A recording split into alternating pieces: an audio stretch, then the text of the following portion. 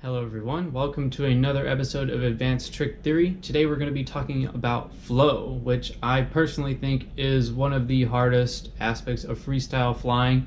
It's very abstract, so it's very hard to do well, in my opinion.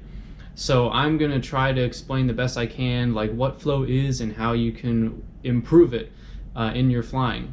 So to do this, I'm actually going to compare flying to music again, just like I did in the previous Advanced Trick Theory, because I think there's a lot of similarities between flying and music. I consider both of them to be an art. So with that being said, music has to have some kind of direction to it. So it's either, getting louder or getting softer or speeding up or slowing down in very simple terms. And there's more advanced things that I could talk about, but I don't intend this to be like a music theory video. So it has direction, is what I'm trying to say. And it also has an aspect of tension and then release.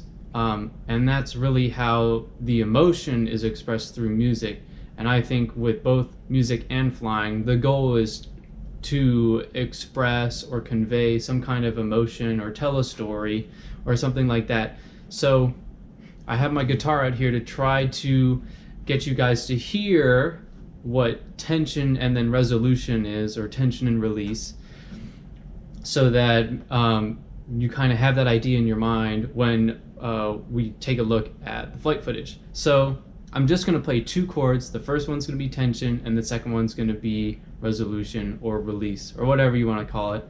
So just listen carefully and see if you can kind of hear how that works. So here we go.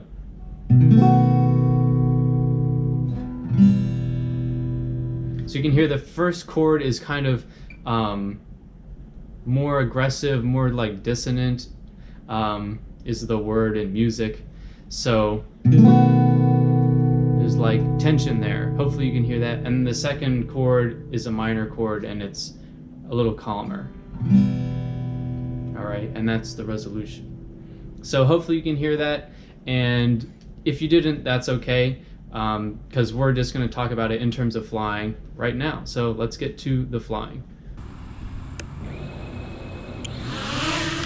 Alright, so the first thing that you want to think about is to just move the sticks at all times. You always want your flight to go somewhere. If you just leave the sticks constant like this, it's very boring and there's not really any flow or emotion to your flight. So you just got to move the sticks at all times, even if it's not very large movements. But just keep on moving, keep on moving. The other thing to think about is just make sure that you're thinking ahead. So if I'm doing a split S over this tree, I'm thinking, oh, I'm going to go under it next, and then I'll go through these gaps in these trees, and then I'll do some kind of flip coming out of these trees, right? Always a step ahead. And that'll make your flight have flow, basically, because there will never be a lack of motion. And the last thing and the hardest thing is adding emotion, and I think the easiest way to do that is with like tension and then release. And an example of this is just like a fast move and then a slow move. So for example, I can do a split S, and fast, and then nice and slow, nice and flowy. So you have that tension and release. So let's do that again. Tension and then release. Another good example I like is doing an inside to an outside yaw spin.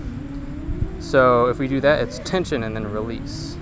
I can do it again. I can do tension and then release. Right? So hopefully you see that, and that adds emotion to your flying, and that's what you want. That's what really makes your flight seem good when you look at the footage. Tension, release, and just constant tension, release. Doesn't really matter what move you're doing, but you can definitely work it in no matter what.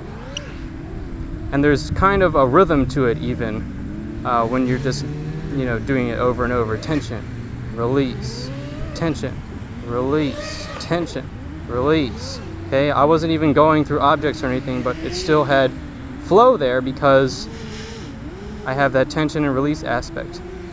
Another thing you can do is like rocking motions. which I made a video on. So just coming up is tension, and then coming back down is release. All right, just that kind of idea over and over and over again. And the tension doesn't necessarily have to be really fast. You can have a very calm tension if your flight's very calm. So here's a calm tension, I didn't really move much, and then release. Or it can be, you know, very emotional, very angry or something like that. You can go tension and then release, and then tension and release. You know, whatever you want to do, it's up to you. So there's no set rules on how you do anything. It's very expressive. I consider it art, really, just because of how like expressive and free it is. That's why I like comparing it to music a lot. So that's pretty much it. You just want to keep moving, be thinking ahead, and then have tension and then release in your flying.